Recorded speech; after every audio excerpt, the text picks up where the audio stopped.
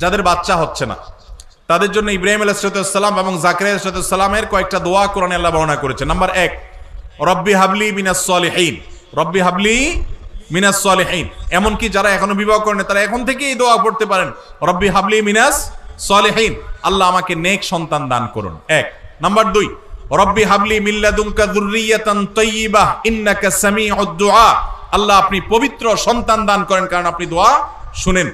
Number 3, রব্বি লা তাজআলনি ফারদা ওয়া আনতা খায়রুল ওয়ারিসিন, রব্বি লা তাযারনি ফারদা ওয়া আনতা খায়রুল ওয়ারিসিন, আল্লাহ আমাকে একা রেখে দিবেন না, আপনি সর্বোত্তম ওয়ারিস। 3টা দোয়া শিখিয়ে দিলাম, এগুলো বেশি বেশি করে পাঠ করবেন। আর একটা জিনিস মাথায় রাখবেন, আল্লাহ যদি সন্তান নাও দেন, আল্লাহর এই ফয়সালা আমরা খুশি না নাখুশ? আল্লাহ যদি একটা সন্তান দেন আর বিকলাঙ্গ হয়, তার চাইতে না দিলে ভালো না খারাপ? অতএব আল্লাহর ফয়সালাকে মেনে নেওয়ার মানসিকতা থাকতে হবে।